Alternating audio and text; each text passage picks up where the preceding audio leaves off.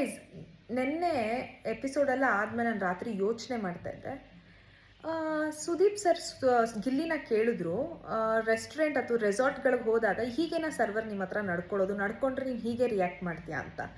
But ಯಾವ ಗೆಸ್ಟ್ಗಳು resort ಅಥವಾ ರೆಸ್ಟೋರೆಂಟ್ಗೆ ಹೋಗ್ಬಿಟ್ಟು ಈ ಥರ ನಡ್ಕೊತಾರೆ? ನೀನು ಶೂಸ್ ಬಿಚ್ಚಬೇಕು, ನಾವೆಲ್ಲ ತಿಂದ ಮೇಲೆ ನೀನು ಊಟ ತಿನ್ನಬೇಕು, ನೀನು ಕುಂಕುಮ ಇಟ್ಕೊಂಡು ಸೀರೆ ಉಟ್ಕೊಂಡು ಡ್ಯಾನ್ಸ್ ಆಡಬೇಕು.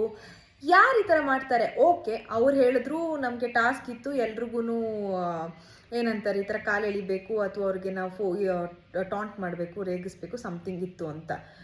ಬಟ್ ವೈ ಓನ್ಲಿ ಗಿಲ್ಲಿ ಮಾತ್ರನೇ ಅವ್ರು ಟಾರ್ಗೆಟ್ ಮಾಡಿದ್ದು? ಇದನ್ನೇ ಕಾವ್ಯ ಹೇಳಕ್ಕೆ ಟ್ರೈ ಮಾಡಿದ್ರು ಅಲ್ವಾ?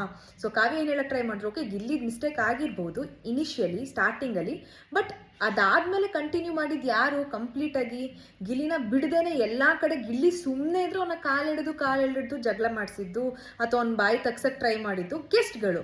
So if it was a task, ಇದು ಟಾಸ್ಕೇ ಆಗಿದ್ರೆ ಗಿಲ್ಲಿನ ಮಾತ್ರ ಯಾಕೆ ಟಾರ್ಗೆಟ್ ಮಾಡಬೇಕಾಗಿತ್ತು? ಬೇರೆಯವ್ರನ್ನೆಲ್ಲ ಯಾಕೆ ಮಾಡಲಿಲ್ಲ? ಬೇರೆಯವ್ರನ್ನಾನು ಇದೇ ಥರ ಅವರು ರಘು ಸರ್ನ ಹೇಳಿಬೋದಿತ್ತು. ಅಶ್ವಿನಿನ ಒಂದು ಸ್ವಲ್ಪ ಬಾಯಿ ಕೊಟ್ಟರೆ ಮರ್ಯಾದೆ ಇಲ್ದಿರಂಗೆ ಹೋಗಿ ಅಶ್ವಿನಿ ಅಂತ ಕರೆದಿದ್ರೇನೆ ಅಶ್ವಿನಿ ಟ್ರಿಗರ್ ಹಾಕ್ತಿದ್ರು.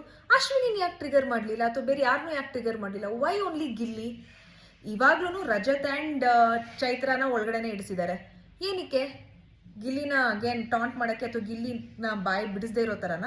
ಆ್ಯಂಡ್ ಸುದೀಪ್ ಸರ್ ಇನ್ನೊಂದು ಹೇಳ್ತಾರೆ, ಜನ 3 ಥರ ಚಪ್ಪಾಳೆ ತಟ್ತಾರೆ ಅಂತ. ಹಂಗಂದ್ರೆ ನಾವೆಲ್ಲ ರಾಂಗಾಗಿ ಸಪೋರ್ಟ್ ಮಾಡ್ತಾ ಇದೀವಿ ಅಥವಾ ತಪ್ಪಿಗೆ ನಾವೆಲ್ಲ ಸಪೋರ್ಟ್ ಮಾಡ್ತಿದೀವಿ ಅಂತ ನಮ್ಮನ್ನೇ ಇಷ್ಟು ಕೋಟ್ಯಾಂತರ ಕನ್ನಡ ಜನನೇ ತಪ್ಪು ಅಂತ ಇದ್ದಾರಾ?